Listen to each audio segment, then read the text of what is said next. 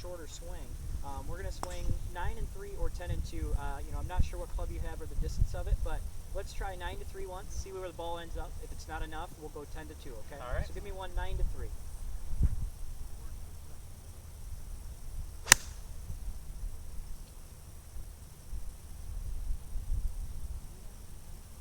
All right, so that was a little far, but I think you went a little closer to 10 to 2. So give me another swing, half and half. So go ahead and swing the club back right there to 9 o'clock and then back through to 3 o'clock, right like that, okay?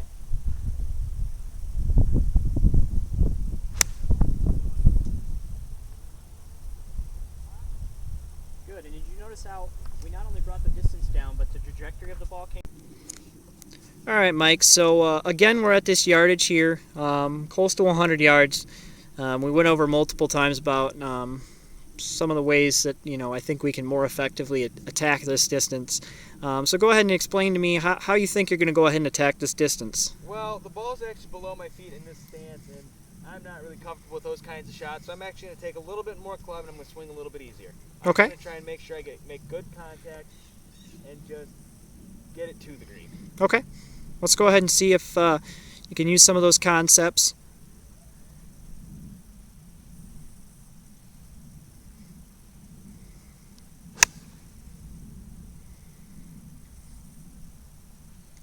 Okay, so you lost the ball a little bit to the left, but you had kind of talked beforehand about how it was below your feet.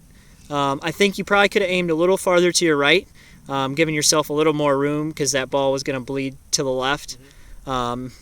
Obviously a difficult shot, especially when, from this yardage when it's an uneven lie, but especially on those below. Let's throw another ball down and try and aim a little more to the right edge of that green. We got green to the right, so let's try and use it.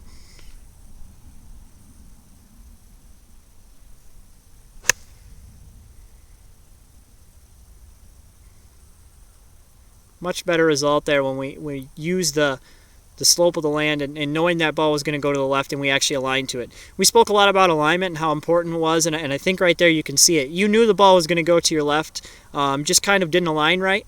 The second one, you did align correctly, made sure you're right of the pin, and trusted the ground and knew that ball was going to fall to the left. We got to trust it, and in our mind, even if we know something's going to happen, we got to make sure we're trusting that and then execute that shot. So very good job on that second one of aligning how you should. Very good shot, and that's definitely a very good option when we're close like this. But what we can also show you is we're going to move it a little farther up. I'm going to have you take your hands off in a second. We're going to open it up. And when we open a club up, what we want to do is we want to open it first and then put our hands on so that we grip it correctly and we don't turn it. Okay, so I've opened it. Now I want you to take a little half step back, and I want you to take the same swing. Okay, and see how that one got a little higher in the air, checked up a little quicker in case we had something to go over, but all we did was change where it was and open our club face. But if you notice, when we open that club face a little, all of a sudden that ball's popping higher in the air, okay?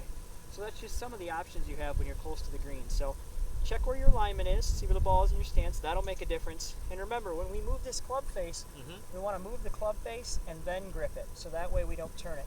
If we have it in our hands and move it, chances are when we go to hit, we're going to turn it. There we go. All right, Mike, so we got a little chip shot here. As we can tell, the ground is very sharply sloped down. There's some rough between us and the pin. We're a little bit short-sighted here too, so it makes that shot even a little bit tougher because once it lands on that green, it's really going to shoot away from us. So go ahead and show me how you're going to go ahead and attack this with some of the things we've gone over. All right. Explain to me what you're going to try and do here. Well, what I'm going to try and do, I grabbed a higher lofted club because I want to try and get it up in the air a little bit more. It's going to be a lot easier to kind of have the ball be in the air a little bit. I can't roll it through this rough, so I'm going to try and fly it over it. All right. So I'm going to try and put it off the front of my stance a little bit. Okay. Get that club opened up. Yep, and remember, open that club and then grip it to make sure it maintains that openness. Good.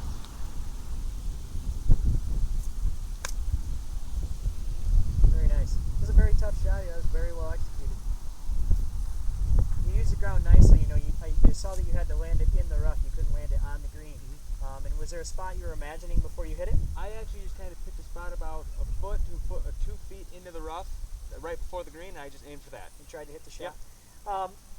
I know you normally wouldn't hit this type of shot here, but let's try a lower lofted one and just see what happens. Okay.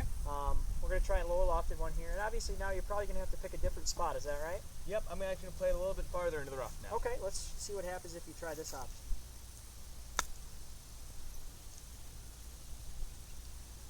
That was pretty well judged, but obviously, as we can see, we know that first option was the better option. Got the ball a little higher in the air.